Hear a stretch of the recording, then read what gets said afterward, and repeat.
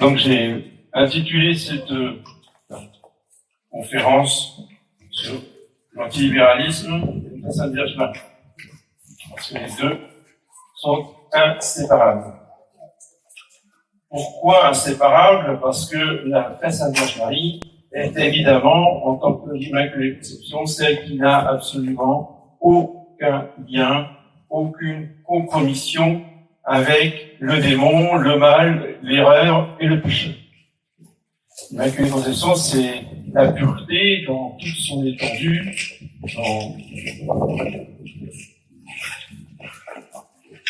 côté absolu, la pureté absolue.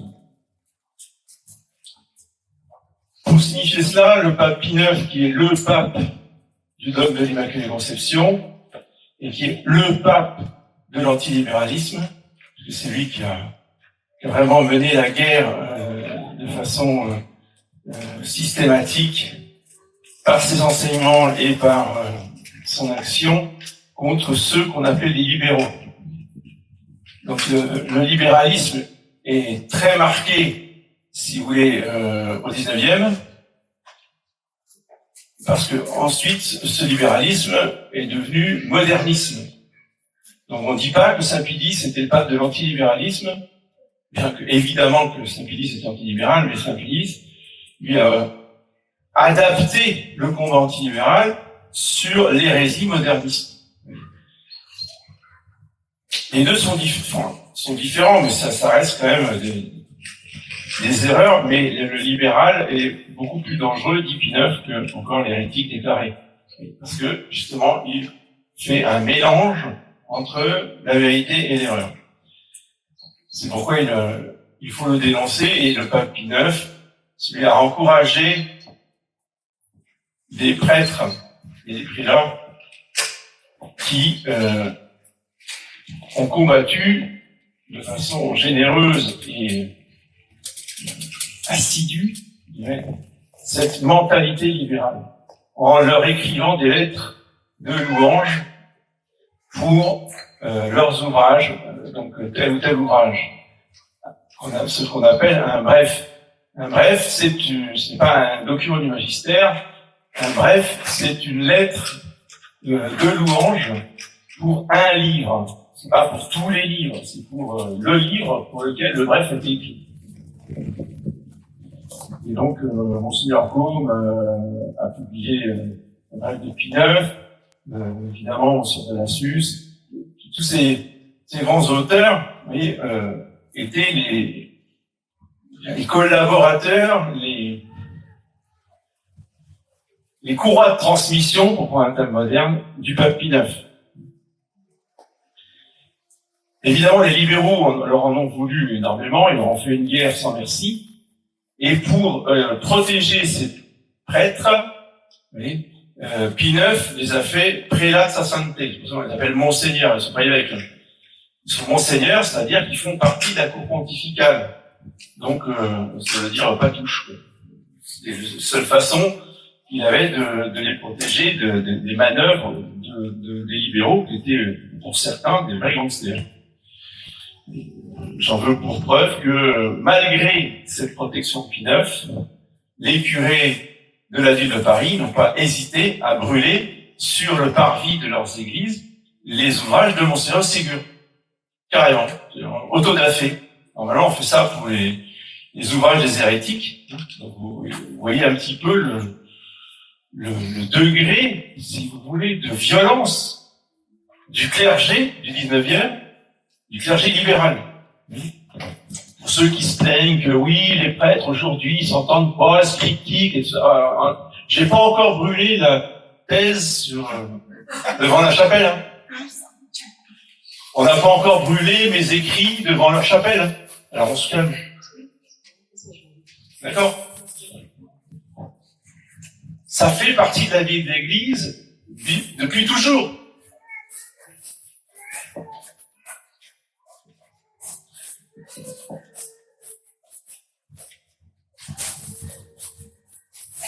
Donc le but de cette petite exposé, c'est de vous faire gagner du temps et de vous donner le goût de lire Donc d'aller acheter les livres à côté des auteurs antilibéraux, parce que si vous ne lisez pas, vous ne saurez pas. Si vous ne savez pas, vous ne serez pas d'accord. Si vous n'êtes pas d'accord, à un moment donné, on ne va pas continuer ensemble. Parce que l'antilibéralisme, c'est l'essence même du catholicisme. C'est l'ADN, c'est l'identité de cette chapelle. À un moment donné, il va falloir que les nouveaux qui ne connaissent pas s'adaptent et apprennent à connaître. C'est pas à nous de nous adapter à ceux qui ne connaissent pas et qui ne sont pas d'accord. Vous voyez ? Ça ne marche pas dans ce sens-là, ça marche dans l'autre sens.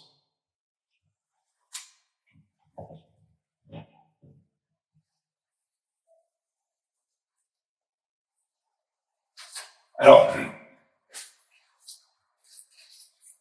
avant de parler des auteurs antilibéraux en eux-mêmes, la première étape, elle est pratique, elle est concrète. Encore une fois, l'antilibéral étant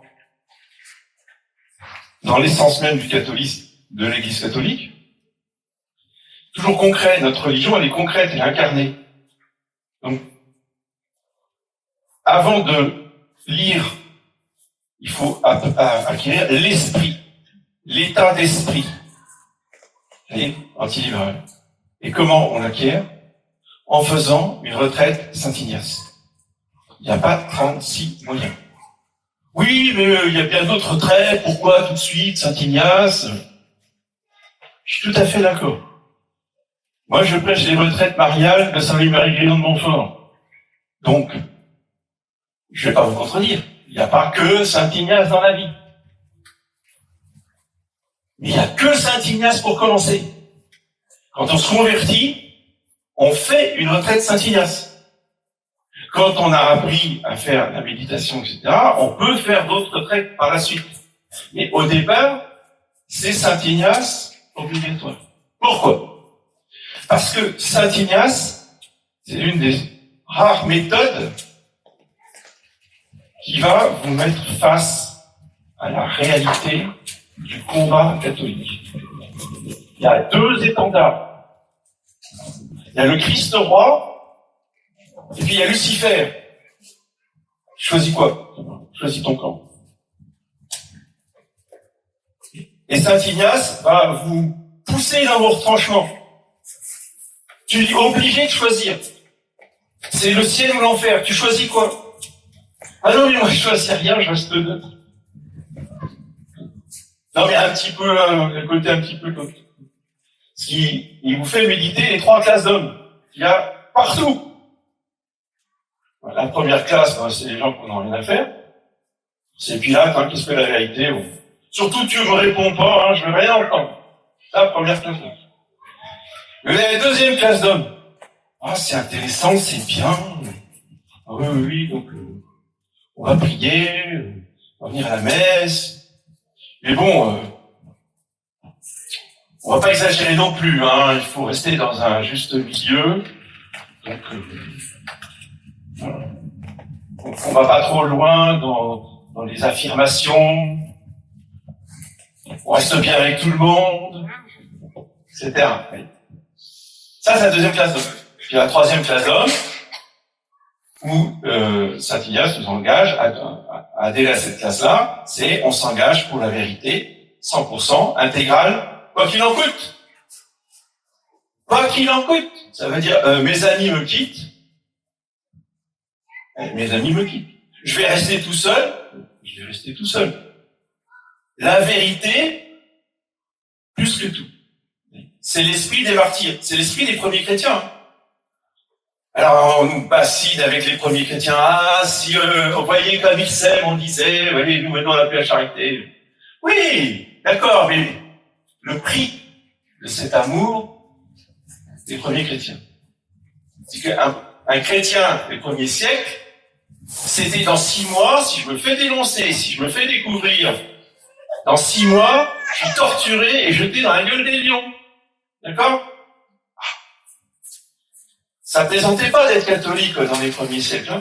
C'était radical. C'était la torture et les lions assurés. Pour la plupart. Ça, c'était de l'antilibéralisme. Il n'y a pas de compromis. Eh bien, pour avoir cet esprit-là, il faut faire une retraite Saint-Ignace. Saint-Ignace va vous donner, si vous voulez, la mentalité des premiers chrétiens. Ensuite, il va vous donner des armes pour combattre contre le camp de Lucifer, contre le camp du dragon. Saint-Ignace est un militaire converti, donc il raisonne en termes de combat. Et si on combat, on a des armes. Et les armes, vous ne les trouverez nulle part ailleurs. Je pèse mes mots. Nulle part ailleurs. C'est pour ça qu'il ne faut pas aller faire d'autres retraites. C'est Saint-Ignace. Lui seul vous donnera les armes qui s'appellent les règles du discernement des esprits. Pour justement faire le discernement entre le vrai et le faux, entre les pensées qui viennent du diable, entre les pensées qui viennent du bon ange, les pensées qui viennent de la nature. Et avec toutes les déclinaisons, qu'est-ce qu'on fait quand on est en désolation, qu'est-ce qu'on fait en consolation, etc., etc. S'il n'y a pas ça, s'il n'y a pas cette base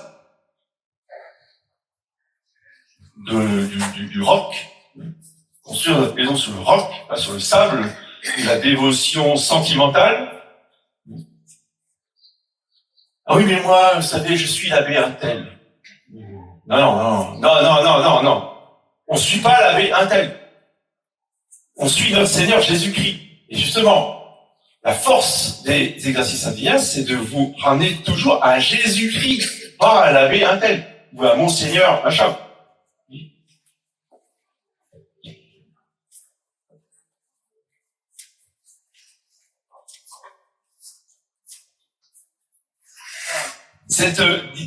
Ces règles, pour discerner la vérité, pour la trouver, pour apercevoir où est la lumière divine,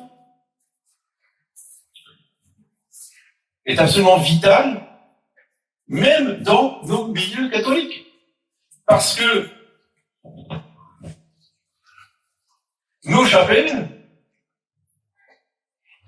ont l'intelligence et la mémoire polluées par de nombreuses erreurs qui viennent de la famille, des parents, des amis, de nos formations passées dans la jeunesse. Moi, le premier, je suis passé par là, j'ai fait ce cheminement. Il a fallu que j'élimine, que j'élague. Parce que les libéraux sont très forts pour vous persuader que c'est eux qui ont la vérité. Et pour ça, ils vous disent beaucoup de vérité. Alors, vous dites, ah ouais, c'est formidable, oui, c'est vrai. Et quand vous n'êtes pas formé, quand vous ne savez pas, vous recevez l'enseignement comme ça sans remettre quoi que ce soit en cause. Le problème des libéraux, c'est pas dans ce qu'ils disent. Le problème des libéraux, c'est dans ce qu'ils ne disent pas. C'est leur silence qui parle.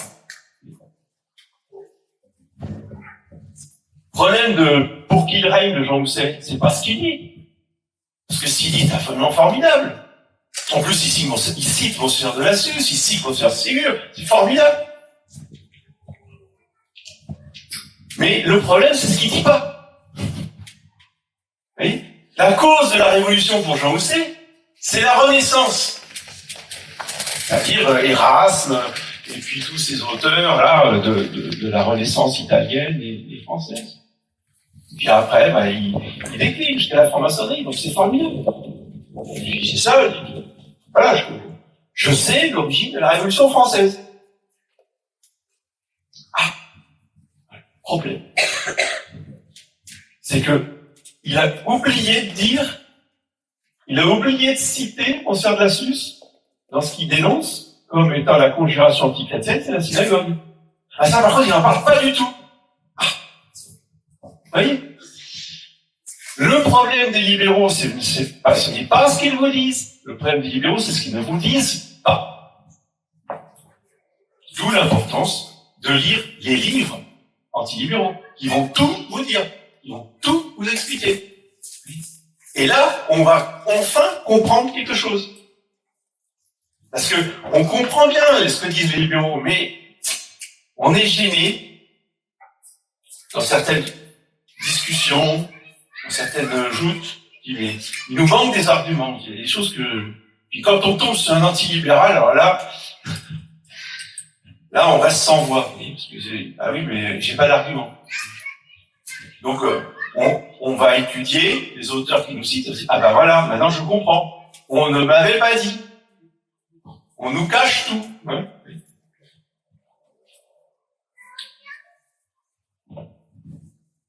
Alors, le grand principe catholique, donc antilibéral, c'est Dieu d'abord. Alors ça, c'est fondamental. C'est justement ça que nous enseigne saint Ignace, un exercice. C'est Dieu d'abord et avant toute chose. Ou comme dirait sainte Jeanne d'Arc, Dieu premier servi. Ça, c'est un critère infaillible pour savoir si quelqu'un est libéral ou pas. Est-ce que c'est Dieu d'abord avant tout? Ou est-ce que c'est d'abord nos petites affaires, nos petites magouilles, nos petits business, nos petites politiques, et puis Dieu ensuite? Est-ce que c'est Dieu d'abord? Ou est-ce que c'est politique d'abord? Voilà. Il n'y a pas de troisième camp, il n'y a pas de troisième doctrine, il n'y en a que deux. Parce que dans le politique d'abord, vous pouvez mettre la Bretagne d'abord, vous pouvez mettre la Corse d'abord, vous pouvez mettre le Front National d'abord, vous pouvez mettre ce que vous voulez d'abord, enfin tout sauf Dieu. Dieu passe en deuxième. Vous déclinez ça dans tous les mouvements humains que vous voulez. Donc, le catholique, c'est Dieu d'abord et avant tout.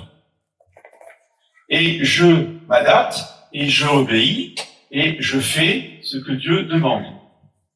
Et non pas, Dieu, bénissez mon action. Dieu, aidez-moi à remporter la victoire. Oui, non, c'est Dieu demande, et les hommes batailleront, et ainsi, donc en obéissant à Dieu, et ainsi nous remporterons la victoire.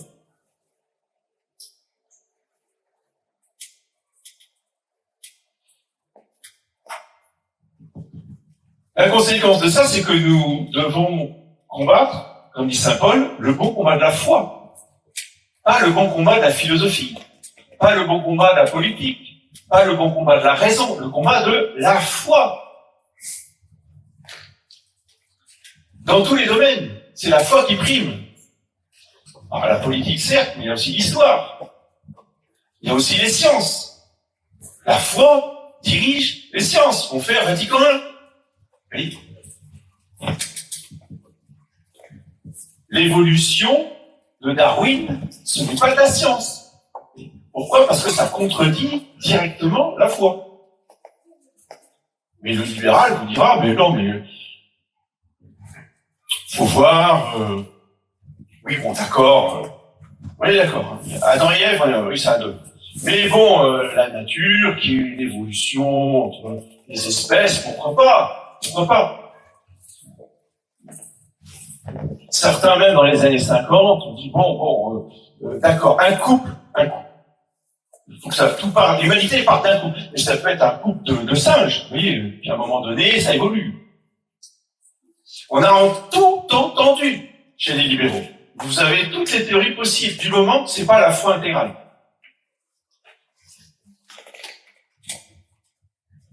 Et cette foi, elle est au-dessus des modes de pensée,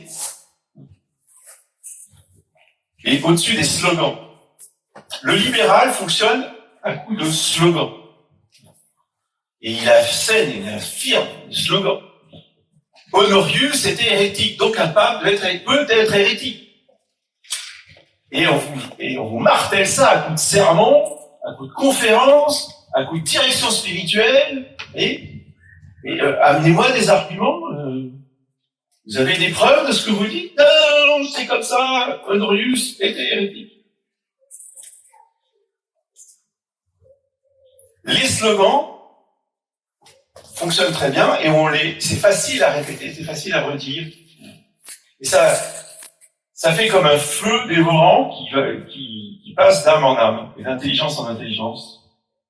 C'est en cela que nos milieux sont pollués de nombreuses erreurs, voire d'hérésies.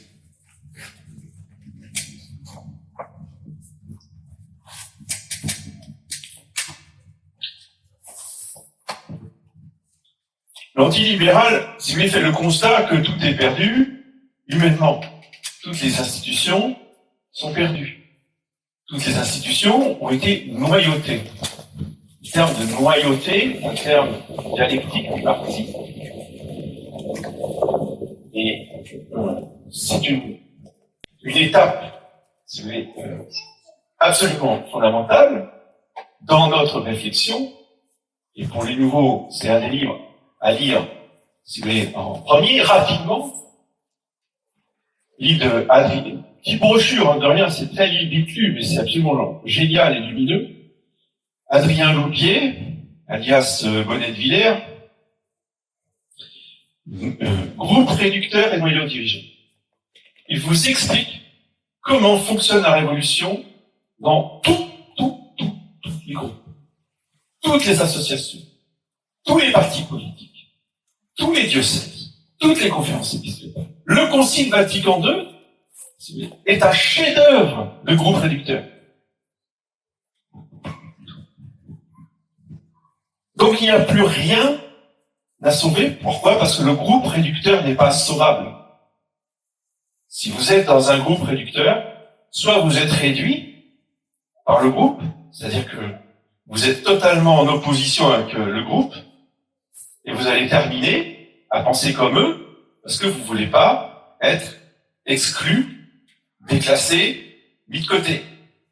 Ou alors vous persistez dans vos convictions, et dans ces cas-là, vous êtes éjecté, on vous ferme les portes, vous n'avez plus accès au réseau, etc., etc. Et la terreur de la plupart des gens, c'est d'être exclu. La terreur des gens, c'est de ne plus être dans le réseau. D'être tout seul face, eh bien, à l'adversité.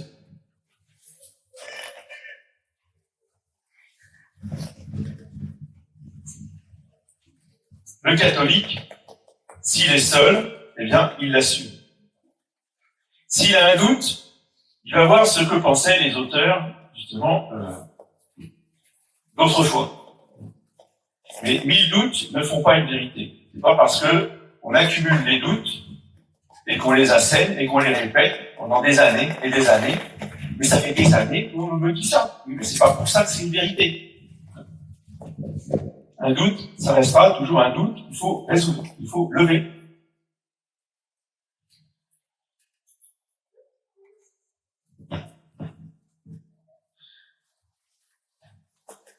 La situation actuelle n'est pas une crise.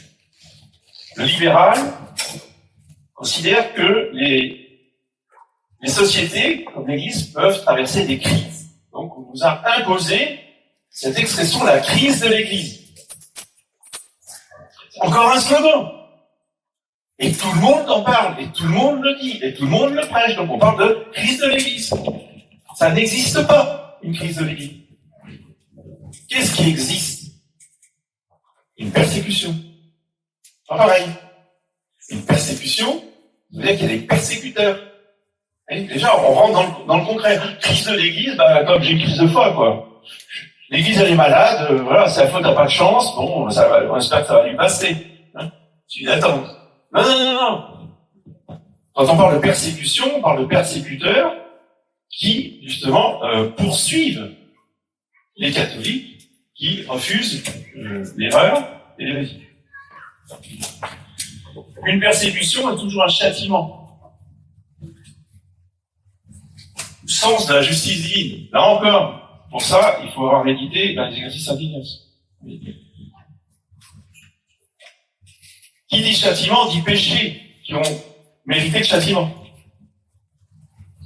Et c'est une des caractéristiques, justement, des vrais catholiques, donc des antilibéraux, de faire des vrais diagnostics sur la cause des châtiments. Je n'ai jamais lu nulle part ailleurs que chez Monseigneur de Lassus, Monseigneur Gaume, le diagnostic de la société du 19e, on dit les livres Où allons-nous, les causes de la Première Guerre mondiale, et aussi la Confédération antichrétienne, et surtout les causes de la Première Guerre mondiale, comme analyse de la mentalité des familles catholiques du 19e, des femmes 19e en particulier. Et là, on comprend pourquoi il y a eu la Première Guerre mondiale. C'est pas les méchants Allemands, hein. La cause de la Première Guerre mondiale, c'est l'attitude des catholiques français. Et Verdun n'est que la sanction divine du libéralisme des catholiques français du 19e.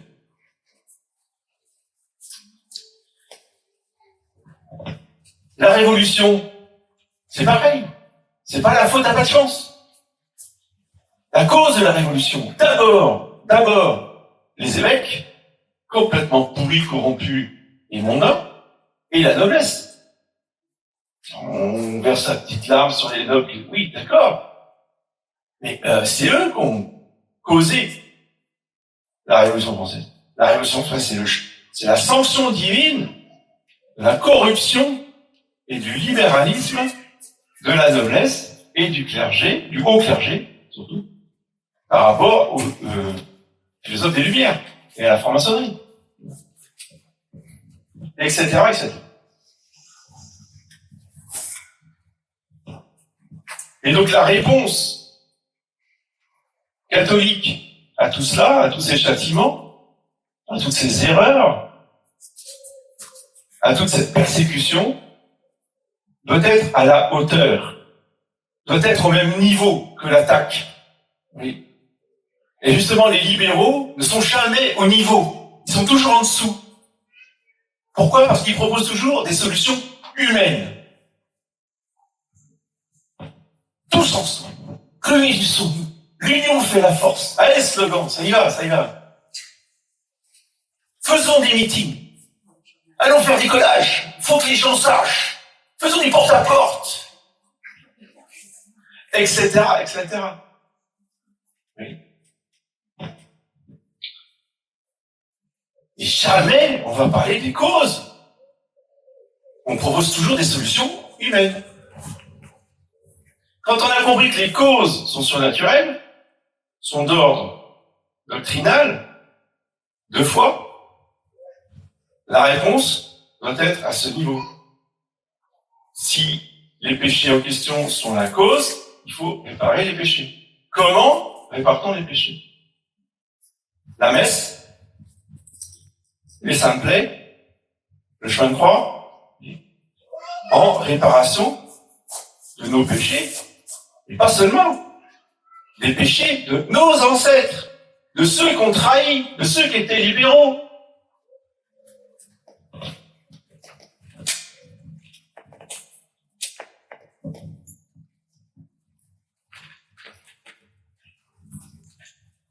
De ceux qui ont voté oui en 1958. Faites une petite enquête. S'il y a 2 ou 3 de vos grands-pères ou arrière-grands-parents qui n'ont pas voté, je serais déjà étonné. Ils ont tous voté. Tous voté. Je vous rappelle, Louis XIV dit non au Sacré-Cœur en 1689, en 1789, donc année pour année, un siècle après, Révolution. 1958, tous les catholiques comme un seul homme votent la Constitution de De Gaulle.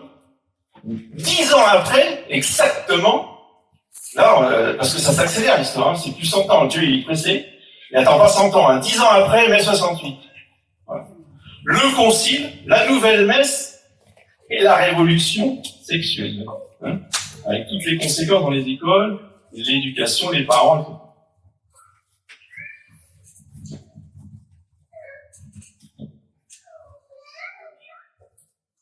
Ce dont ont conscience aussi les catholiques libéraux, c'est que il y a 2 grands moyens de damnation.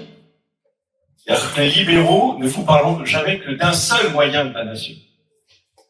Pour les libéraux, le moyen de damnation, c'est la corruption des mœurs.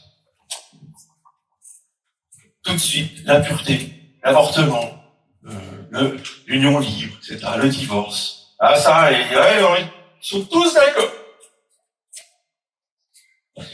Mais ils oublient toujours de nous parler de l'erreur socialisée. Or, l'erreur socialisée a autant, voire plus, parce que, si vous voulez, justement, dans la corruption morale, il y a un côté décadent, il y a un côté répugnant, quand on arrive à des extrêmes, qui effraient le bourgeois. C'est fait pour ça, hein, mais 68, c'est pour effrayer le bourgeois. Hein. Donc ça, quand même, bon, voilà. Mais l'erreur socialisée, attention, en veston, le papillon, chapeau de forme, hein, excusez-moi, hein. Très chic, très chic. L'erreur socialisée dans les soirées mondaines, tout le monde doit penser pareil, sinon j'ai plus invité. Vous n'allez pas vous mettre mal avec la famille interne parce que votre fille sera plus invitée au rallye. Oui. Et comment on va faire pour la marier après? Non. Ça peut nous prêter à sourire, mais dites-vous que ça, c'est ce qui envoie les âmes en enfer dans nos milieux catholiques, libéraux, mais en masse. Parce que mine de rien, ça reste propre sur soi, mais c'est tout autant dévastateur dans les intelligences.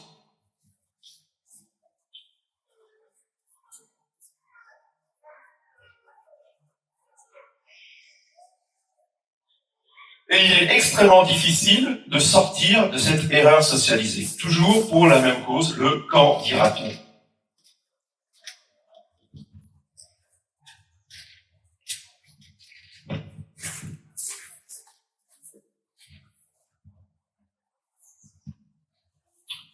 Un des livres qu'il faut aussi lire rapidement pour ceux qui débutent, c'est le traité du Saint-Esprit d'Ancien Pierre-Paul. Parce que justement, lui, il va développer, encore une fois, les exercices Saint-Ignace, la méditation des deux étendards, la cité de Dieu, la cité de Satan. Et il vous fait une analyse extrêmement fine des deux cités. Aussi bien, il va dans le côté de la cité de Satan, il va très très loin dans l'analyse, jusqu'au magnétisme, jusqu'au sacrifice humain, des religions païennes, etc., des témoignages de missionnaires qui sont extrêmement précis, extrêmement percutants. Et de l'autre côté, du côté du Saint-Esprit et du bon Dieu, il va aussi pousser très très loin la description du règne de Dieu dans nos âmes, de tout l'organisme surnaturel, des 7 dons du Saint-Esprit, des béatitudes, des fruits, etc. C'est le seul ouvrage que je connaisse qui aille aussi loin dans les détails.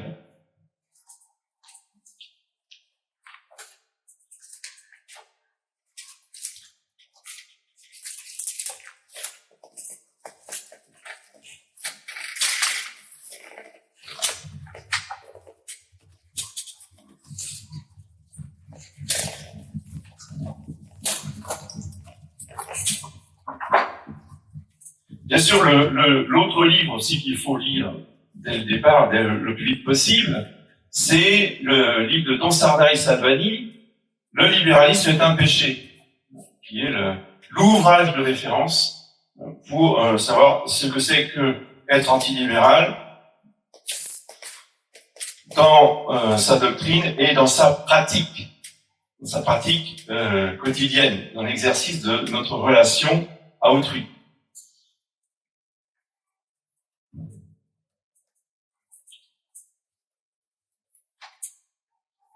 Permettez-moi de vous faire donc un portrait de l'homme libéral, qui est toujours un homme médiocre. C'est Ernest Hello qui a une description du libéral médiocre qui est absolument ravageur. Mais c'est un vrai scanner. Vous voyez, le scanner, c'est quelque chose de précis. Vous voyez, une image exacte dans les moindres détails. Donc le trait caractéristique du libéral, c'est sa déférence pour l'opinion de son public. Il ne faut surtout pas dire quelque chose qui va choquer quelqu'un. Il faut que tout le monde soit d'accord avec ce que je vais dire. Comme ça, j'aurai pas de protestation, je m'entendrai bien avec tout le monde, vous voyez, et tout ira bien. Donc, d'où l'art de parler pour ne rien dire. Parce que si vous dites des choses précises, si vous affirmez les vérités, vous allez choquer l'un ou l'autre.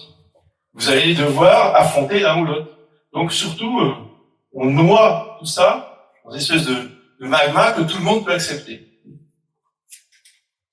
Ce qui entretient un certain brouillard intellectuel, évidemment. Le libéral ne parle jamais, il répète ce qu'on lui a dit le plus exactement possible. Et avec précision, s'il vous plaît. Il juge un homme sur son âge, sur sa position sociale, sur son succès, sur sa fortune. Il a le plus profond respect pour ceux qui sont connus et pour ceux qui ont réussi. Il ferait la cour à son ennemi si cet homme devenait célèbre. Ça, c'est la vanité et la mondanité. Mais il ferait peu de cas pour son meilleur ami si personne ne lui en faisait l'éloge. Il n'osera prendre l'initiative de rien, ses admirations sont prudentes, ses enthousiasmes sont officiels. Il méprise ceux qui sont jeunes, seulement quand votre grandeur sera reconnue, alors il s'écriera « mais je l'avais bien deviné ». L'homme libéral peut avoir telle ou telle aptitude spéciale, mais il ne peut pas avoir de talent. L'intuition lui est interdite.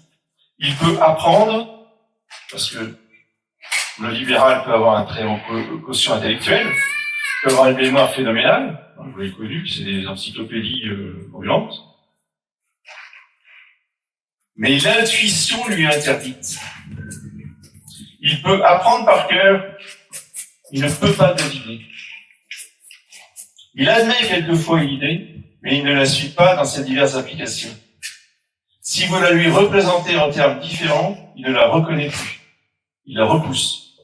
Il admet quelquefois un principe, mais si vous arrivez aux conséquences de ce principe, il vous dira que vous exagérez. Surtout, pas de choses concrètes. On reste dans le vague. Parce que dès qu'on rentre dans les choses concrètes, forcément on arrive au conflit avec l'un ou l'autre. Parce qu'il faut éviter à tout prix. Si le mot exagération n'existait pas, le libéral l'inventerait. Si l'homme médiocre et de formation libérale devient sérieusement catholique, il cesse absolument d'être médiocre et d'être libéral. L'homme qui aime la vérité de toute son âme n'est jamais libéral. Il peut se tromper momentanément, il n'est pas libéral. Ça, c'est très important. Plût à Dieu que tu sois chaud ou froid. Et parce que tu es tiède, je te vomirai de ma bouche. Saint Paul, il était froid glacial, absolument déterminé à tuer du chrétien. C'était pas un libéral.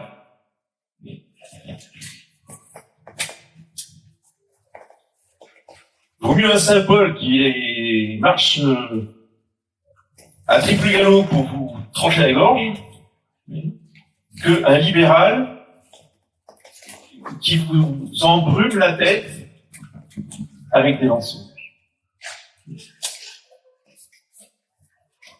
Ceci à transposer sur, vaut mieux un musulman fanatique, mais sincère, parce que tous ne sont pas sincères, évidemment, un musulman sincère, qui a le courage, en plus de vous dire droit dans les yeux, de toute façon, t'inquiète pas, je te trancherai la gorge vite, tu souffriras pas beaucoup. Parce qu'au moins, lui, il a le courage de bien vous le dire. Lui, c'est un chrétien, un catholique potentiel. Il n'est pas libéral. Il va pas faire des compromis avec vous, il vous tranche la gorge. Comme symbole. Et par contre, le libéral qui vient vous dire des paroles mielleuses, celui-là, on s'en méfier parce que quelque part, il va y avoir un piège. Et de toute façon, lui, Il vous tranchera peut-être pas la gorge, mais il vous nuira le plus possible, mais une fois que vous allez le tourner. Jamais en face.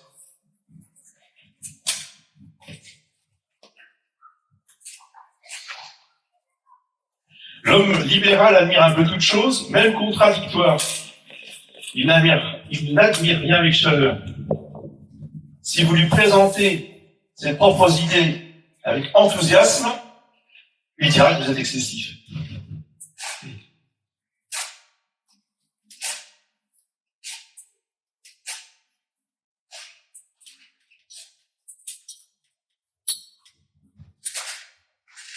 Mais si vous êtes un peu ami et un peu ennemi de toute chose, il vous trouvera sage et prudent.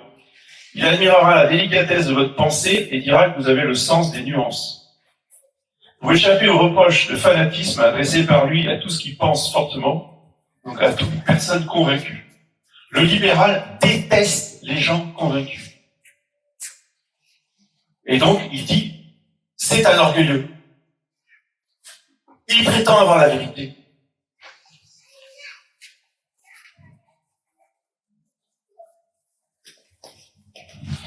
Si le libéral est obligé malgré tout de s'exprimer, il fait semblant de dire quelque chose, mais en fait il ne dit rien.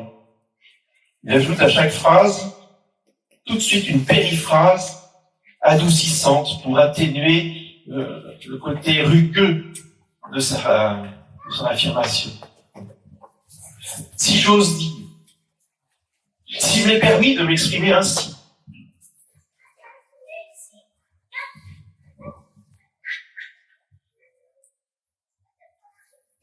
il reste au libéral, surtout ceux qui ont des responsabilités, une terreur, une angoisse existentielle.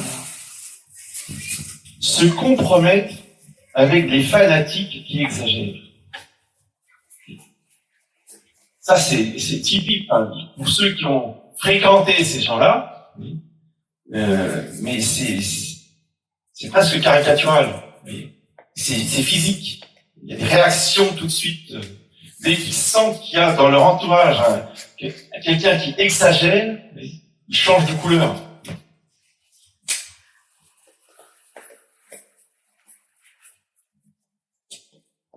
Aussi, le libéral s'exprime-t-il avec des réserves, avec la prudence d'un homme qui craint que ses paroles trop hardies ne fassent des vagues.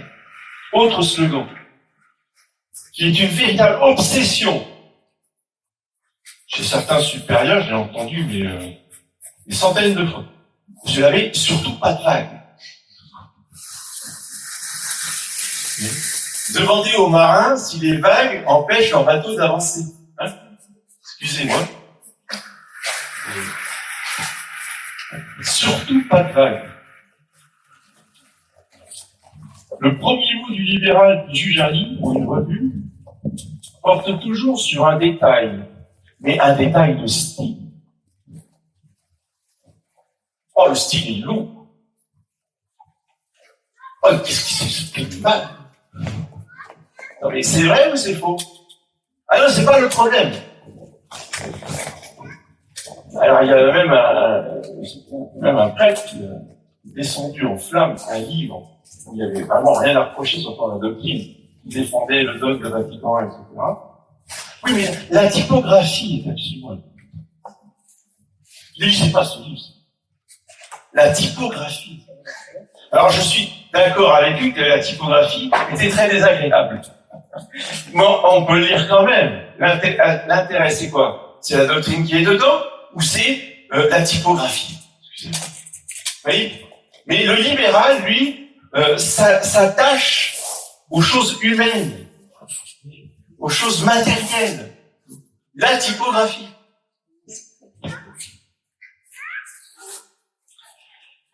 Le libéral déteste les livres qui obligent à réfléchir. Il aime ceux qui ressemblent à tous les autres, à ceux qui rentrent dans ses habitudes, qui ne font pas éclater son moule. Ceux qu'on sait par cœur avant de les avoir lus, parce qu'ils sont semblables à tous ceux qu'on a lus avant. Jamais de remise en cause. On ne peut pas avancer si on ne se remet pas en cause. On ne peut pas avancer si on ne se confronte pas avec éventuellement telle ou telle erreur. pour le réfuter. Je vais donner un exemple. Séminaire d'école. Une bibliothèque. Dans la bibliothèque, dans beaucoup de bibliothèques, c'est pas spécifique au séminaire, hein, vous avez ça aussi dans les bibliothèques civiles, c'est un terme de bibliothécaire. Il y a un enfer. L'enfer, c'est là où on met des livres qui ne doivent pas être mis en toutes les mains. Et ce qui est tout à fait compréhensible, je dirais, dans un séminaire, je veux bien que les œuvres complètes de Martin Luther soient en enfer. Si vous voulez, il fallait une autorisation d'un professeur pour pouvoir lire ou accéder à ces livres-là. Et un jour, en vacances, pendant les abricots, là, les personnes, la bibliothèque était ouverte, on pouvait y aller comme on voulait. Et j'ai eu la curiosité d'aller mettre mon nez dans l'enfer. Ah, quelle n'a pas été ma surprise. Il y avait Monseigneur Gaume, il y avait Monseigneur de la Suisse, il y avait Gougelot des Mousseaux, il y avait tous les bons auteurs, quoi, vous voyez, qui dénoncent, justement, l'ennemi des œuvres. Ce que ne supporte pas le libéral. Donc, il met en enfer, parce que faut surtout pas qu'on lise ces livres-là.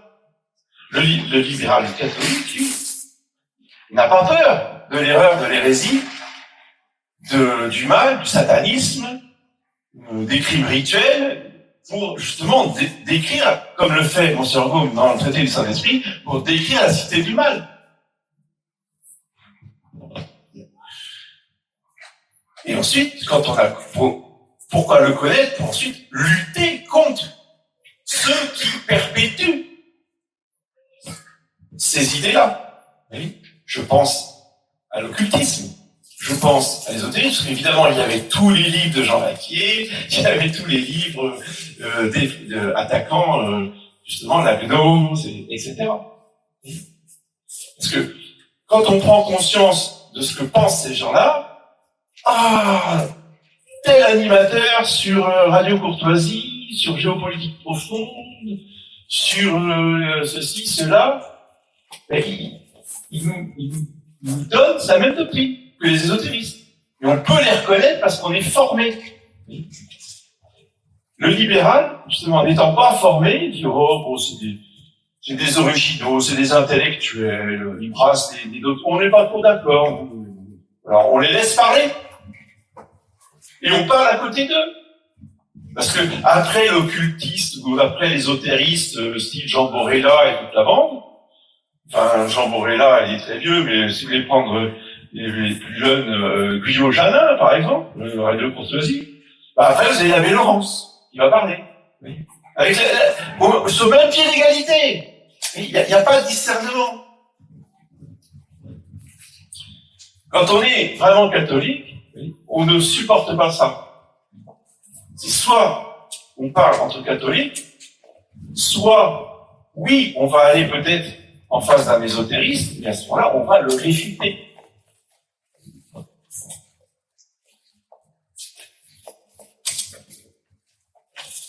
Le libéral répète qu'il ne faut pas être absolu dans ses jugements doctrinaux, il faut savoir mettre de l'eau dans son vin, qu'il faut être dans le juste milieu. Slogan. Encore des slogans. Et les slogans qui ont une apparence de vérité. La prudence, la modération, c'est bien eu. Et ça peut être effectivement tout à fait recommandé. Seulement, eux, ils mélangent tout. Surtout, eux, ils transposent une attitude concrète, une attitude humaine, dans les choses humaines, où effectivement, dans les vertus morales, elles ont un juste milieu. Mais lui, il transpose ce juste milieu dans les vertus théologales. Je suis désolé, il n'y a pas de juste milieu dans la foi. Soit on a la foi totale, soit on n'a pas du tout la foi. Il n'y a pas un juste milieu dans la foi. Idem pour la charité, idem pour l'espérance. Donc, un juste milieu, ou mettre de l'eau dans son vin, en termes de doctrine, c'est du libéralisme. Et on tombe tout de suite dans les mots. Mais il y a aussi l'inverse, qui nous concerne nous et qui est notre tentation à nous, les antilibéraux. C'est de faire la même erreur que les libéraux, mais à l'inverse. C'est-à-dire, c'est pas vraiment identique aux libéraux, mais c'est le même principe. On mélange tout. C'est-à-dire que les libéraux, ils ont raison sur la vertu morale, mais ils appliquent ça sur les vertus théologales, et là, ils ont complètement tort. Nous, on a raison sur les vertus théologales. On dit, il n'y a pas de juste milieu.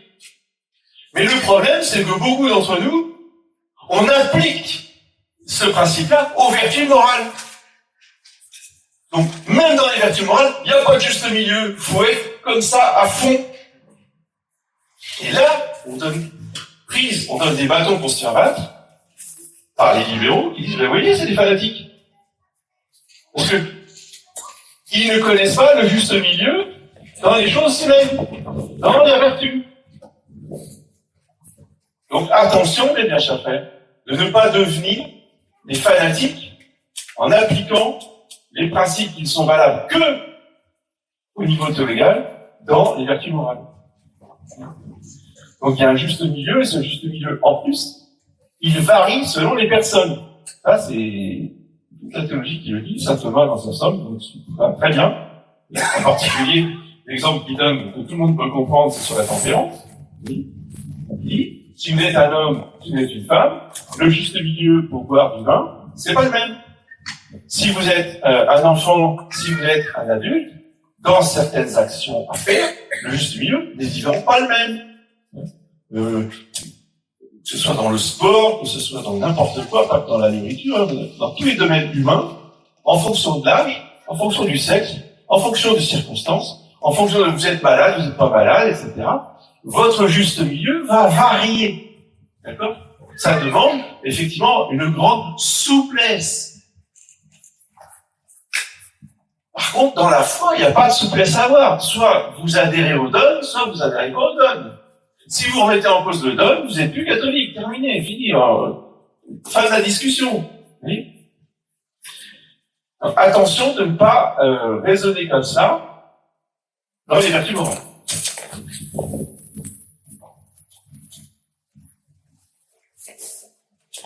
L'homme libéral est beaucoup plus méchant qu'on ne le croit, parce que sa froideur voile sa méchanceté. Il ne s'emporte jamais. Et comme dirait Louis Veuillot, il n'y a pas plus intolérant qu'un libéral. Les libéraux sont des gens sectaires et intolérants.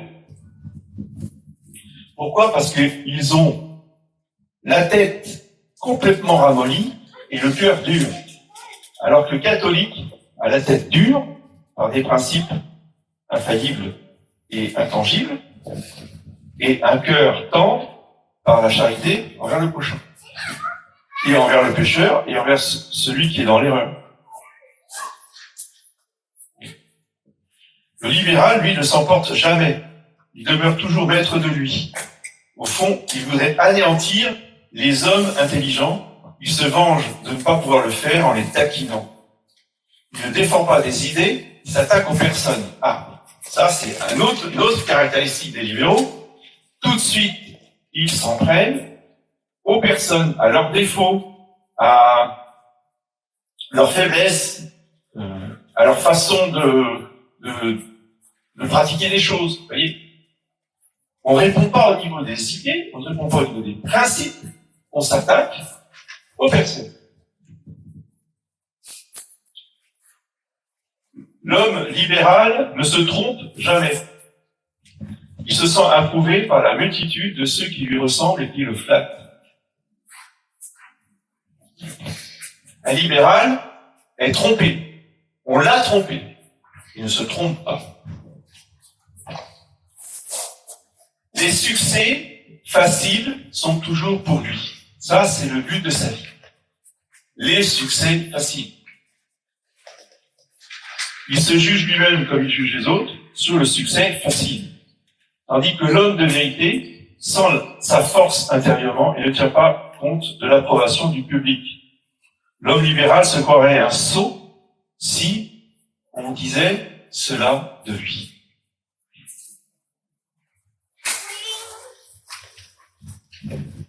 Et le libéral trouve son assurance dans les compliments qu'on lui fait, ou qu'il se fait à lui-même. Sa médiocrité augmente en raison de son importance. L'homme médiocre et libéral ne lutte pas, il peut réussir d'abord, il échoue ensuite. L'homme vertueux lutte d'abord dans l'adversité et l'opposition, et il réussit ensuite. Le libéral réussit parce qu'il se laisse porter par le courant, l'homme vertueux triomphe parce qu'il va contre le courant. Et ça provoque toujours des vagues. Le procédé du succès, c'est de marcher avec les autres. Le procédé de la gloire, c'est de marcher contre les autres. Ceux qui flattent les préjugés et les habitudes sont poussés et vont au succès. Ce sont les hommes de leur temps. Ceux qui flattent les préjugés et les habitudes, voilà. Et ceux qui refoulent les préjugés et les habitudes, ceux qui devinent le siècle prochain, cela pousse les autres en avant et vont à la gloire. Ce sont les hommes de l'éternité et donc de la vérité.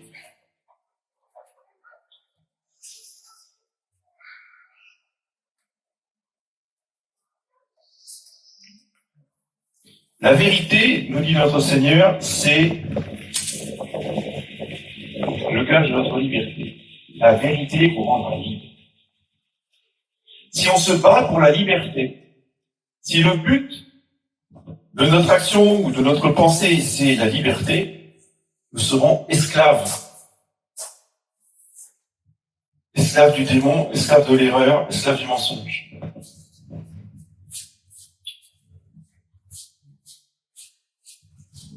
Alors maintenant, voyons l'homme antilibéral et catholique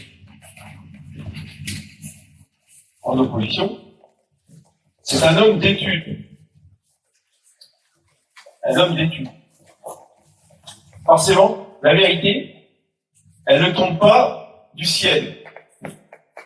Elle demande des efforts. L'effort de lire, de s'informer. Alors encore une fois, moi je comprends qu'il y a différentes sortes d'intelligence. Il y en a qui ont beaucoup de mal à lire, mais c'est pas une raison pour ne pas s'instruire. Donc si ça passe pas par les yeux, il faut que ça passe par les oreilles. Vous prenez des livres audio, mais il faut absolument s'informer, s'instruire. Et ensuite, il faut méditer. Ne pas se contenter de lire des livres. Il faut méditer les auteurs spirituels, les docteurs de l'Église. Être un homme d'oraison, d'où les exercices Athinas, apprendre à faire oraison.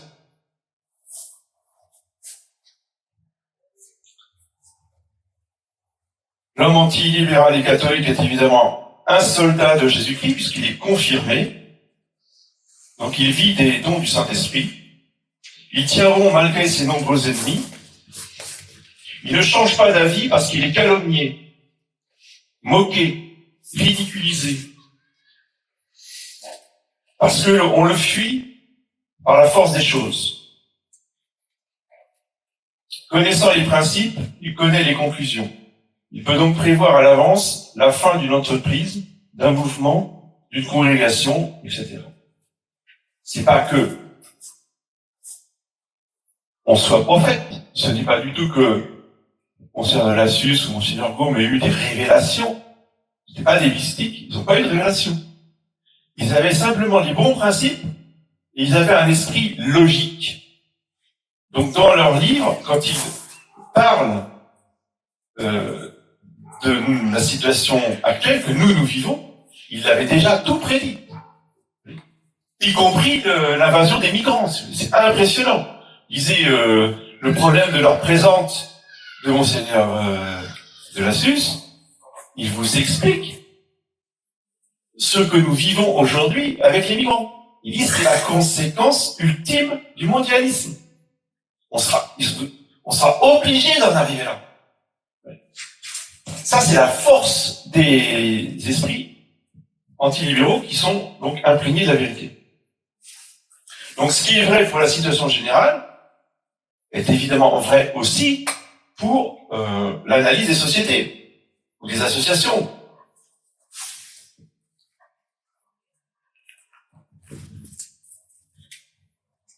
Donc l'homme catholique et antilibéral se moque du consensus, du compromis, des honneurs, des réceptions et du qu'en dira-t-on. Il ne se contente pas d'admirer la vérité, il la sert jusqu'au détriment de ses biens et de sa réputation. Jusqu'à l'anéantissement de soi-même. Si vous ne renoncez pas à vous-même, vous ne pouvez pas porter la croix de Jésus. Et enfin, pourquoi porter la croix de Jésus-Christ? Pour ensuite suivre Jésus. Il y en a qui, le libéral, lui, il trouve tellement beau l'évangile, il veut suivre Jésus et donc il y va et il suit Jésus. Sauf qu'il a oublié de se renoncer à lui-même et il a oublié de prendre la croix. Il y va les mains dans les poches. Là, il est sûr de se ramasser, ce qui lui permettra peut-être de réfléchir et de se corriger. Ça, c'est très important. Alors, en termes spirituels, vous avez cette doctrine qui est exposée par le père Garrigou-Lagrange, mais qui reprend tous les auteurs spirituels, y compris Saint Jean de la Croix, tous les grands mystiques. Ça s'appelle les 3 conversions et les 3 voies.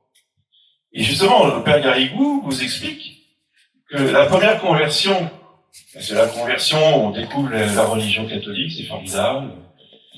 Et c'est Dieu qui vous inonde de grâce. Ah, c'est formidable, et c'est plein de consolation, et on est enthousiaste, et cette religion est formidable. Bien profiter de cette période-là, hein, ça dure pas. Parce que justement, petit à petit, le bon Dieu retire ses consolations, et il va nous donner rendez-vous pour la deuxième. Donc la deuxième, c'est le contraire. C'est nous qui devons tout donner à Dieu. Au départ, nous, on donne quasiment rien, ou très peu, et on reçoit tout du bon Dieu. C'est la pluie de roses de Sainte Thérèse d'Enfant Jésus. Et la deuxième conversion, c'est tout le contraire. Donc il n'y a plus de pluie de roses, il n'y a plus rien. C'est la sécheresse totale. C'est comme du temps de Saint-Élie, hein, il n'y a plus de goutte de pluie. Et c'est à nous de tout donner. Et quand je dis tout, c'est tout. C'est l'extérieur, l'intérieur. D'où l'importance d'avoir fait les exercices de Saint Ignace avant, pour justement bien vivre cette épreuve terrible qu'est la deuxième conversion.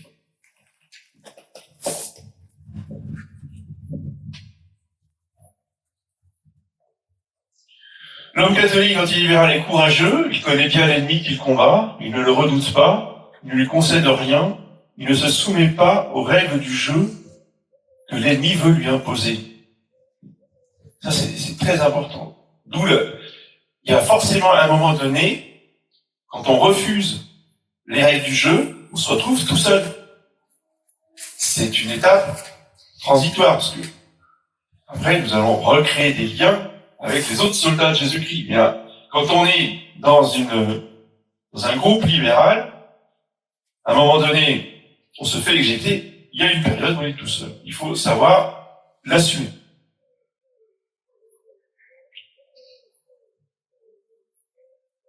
L'ennemi usera de toutes les ruses et de tous les mensonges pour détruire l'homme antilibéral. Il ne fera aucun cadeau.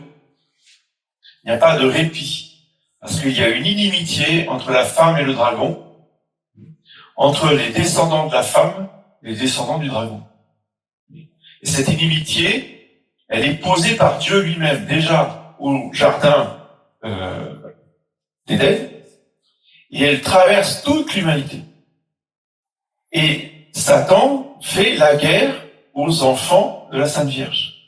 Donc, si nous sommes des vrais enfants de la Sainte Vierge, que nous nous consacrons à elle, que nous voulons vivre pour elle, avec elle et en elle, comme dit Saint Louis-Marie, l'enfer va nous tomber sur le dos. C'est obligé. Mais c'est pas l'enfer, c'est pas des démons épouvantables, etc. Non, non, non. L'enfer, les démons qui nous tombent sur le dos, ils utilisent des hommes, des femmes, voire des enfants, mais surtout des hommes et des femmes, des adultes, qui vont eux, nous faire une guerre à mort. Qui vont nous calomnier, qui vont nous traiter de fous, qui vont dire c'est un déséquilibré. C'est le lot quotidien de l'antilibéral. Étonnez-vous qu'on soit pas nombreux. Hein? C'est pas agréable à vivre, ça. Mais c'est la loi universelle.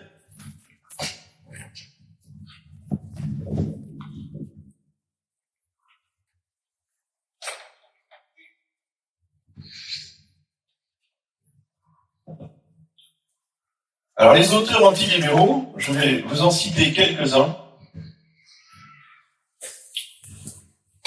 pour que, au moins, vous ayez entendu leur nom, et que vous les reconnaissiez. Déjà, quand vous allez voir les livres qui sont à vendre, là, il y en a un certain nombre. Alors, bien sûr, il y a tous les papes, hein. Le cardinal Pie, Monseigneur de la Susse, Monseigneur Gaume, Monseigneur Join, Don Guéranger, Don Sarda, Monseigneur de Ségur, l'abbé Barbier, les abbés Augustin et Joseph Lehmann, qui sont deux frères jumeaux juifs convertis. Donc eux, ils savaient de quoi ils parlaient quand ils écrivaient des livres sur la synagogue. Leur oncle était celui qui les a adoptés parce qu'ils étaient orphelins.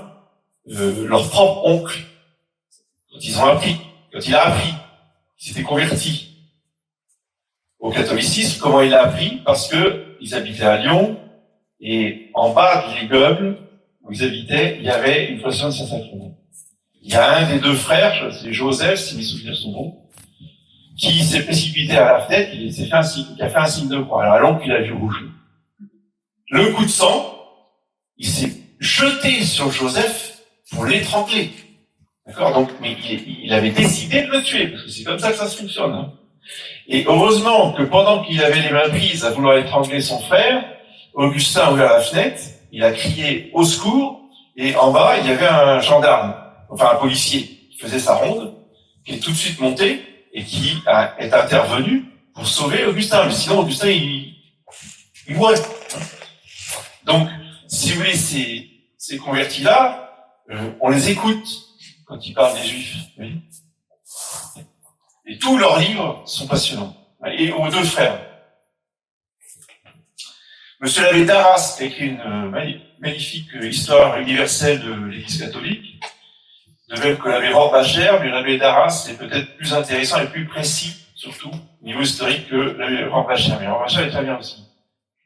L'abbé Deschamps, Claudio Janet, Don Benoît, le père Hérol, le grand auteur de Sainte Jeanne d'Arc. Le père Hérol est le postulateur de la cause de canonisation de Sainte Jeanne d'Arc.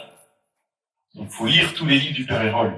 L'abbé Mainvienne, très intéressant aussi sur la gnose, les Juifs dans le mystère de l'histoire, absolument indispensable à lire. Monsieur l'abbé Aubry, le cardinal Bousset, le chanoine Godot, très important sur l'Action française, ancien aumônier de l'Action française, ancien conférencier à l'Action française. Quand il en est sorti, il a compris, et il connaissait le problème de l'intérieur. Et les livres qu'il a écrits pour dénoncer toutes les dérives doctrinales de l'Action française, là aussi, sont absolument passionnantes. Monseigneur Fèvre, l'abbé Barbel, Jacques Crétino-Joly, très intéressant, confrontation Église contre Révolution. Non, Église et Révolution, pardon. Bisoire, sur tout ce qui est rapport avec les démons. Pareil, Cujo des Mousseaux, et lui, il va même très loin dans l'analyse des rites antiques de l'Antiquité. Il nous montre l'Antiquité sous son jour. Le marquis de Mireville, pareil, sur les démons, le magnétisme, la sorcellerie. Léon Gauthier, qui est un professeur à l'école des Chartes, qui est un grand historien et un professeur de littérature française. Donc, très intéressant aussi.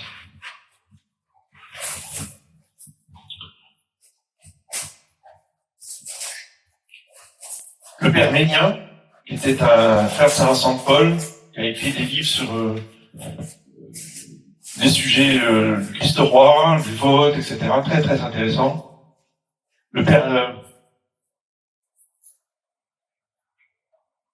Ramière, le chanoine Roule, sur le libéralisme aussi, c'est un chanoine de Nantes, Monseigneur Meurin, le cardinal Pitra, le père Liberman.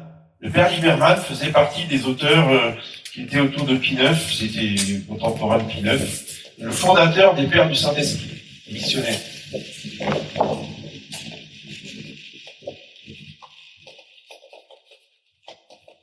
Le père Thomas, avec son petit livre aussi, qui est avec les exercices Saint-Ignace, qui est dans Sarda et Savali, qui est un livre caractéristique du véritable esprit catholique antilibéral. Le titre de l'ouvrage s'appelle « Du petit nombre des élus », justement pour recadrer un petit peu le discours libéral qui dit que tout le monde est sauvé. Voilà.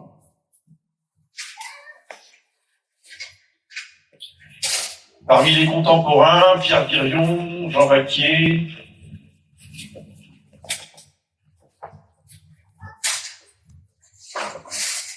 de façon moins précise mais intéressante dans ces ouvrages de vulgarisation, Étienne Couvert, qui dénonce pas mal justement tout ce qui est de la dénose. Jean Vaquier est beaucoup plus précis dans ses analyses et beaucoup plus sourcé, référencé.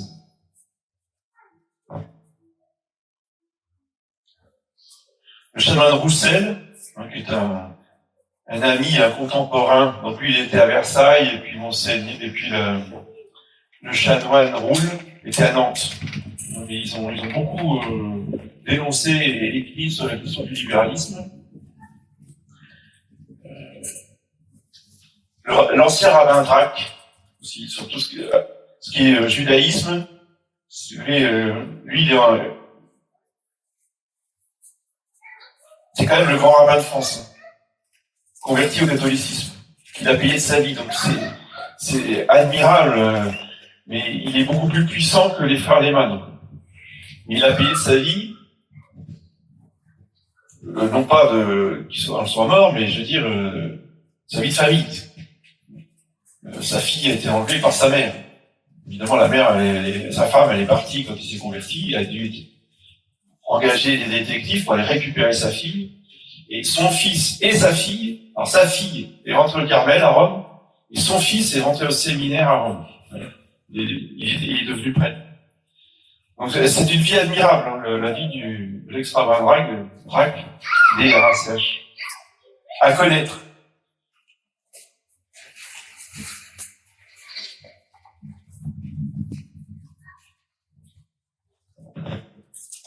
Donc voilà, pour ce qui est des auteurs antilibéraux, que je vous recommande, donc vous avez un certain nombre de leurs ouvrages qui est en vente. Pour compléter ce que je vous disais par rapport aux exercices Saint-Ignace, donc j'ai posé cette condition très importante en introduction. Je veux terminer en conclusion par une autre dévotion qui va totalement avec les exercices Saint-Ignace, qui est la vraie dévotion envers la Sainte Vierge Marie de Saint Louis-Marie Grignon de Montfort. Donc, toute cette doctrine avec des pratiques, des dévotions, des prières, se trouve dans ce qu'on appelle le livre d'or. Donc, j'en ai plus que 3 exemplaires là, à vendre, mais vous le trouvez sur tous les sites de librairies en ligne, librairies françaises, etc., qui diffusent tous les ouvrages. Le livre d'or vous permet d'avoir justement plusieurs ouvrages essentiels de la dévotion mariale selon Saint Louis-Marie Grignon de Montfort. Parce que aujourd'hui, nous sommes dans la phase finale, oui, qu'il a prophétisé lui pour le coup, mais encore une fois, il n'a peut-être pas eu nécessairement une révélation privée, mais il a eu des lumières, disons, des lumières prophétiques du Saint-Esprit pour annoncer une petite congrégation, oui, de saints qui lutteront contre l'Antéchrist à la fin du monde.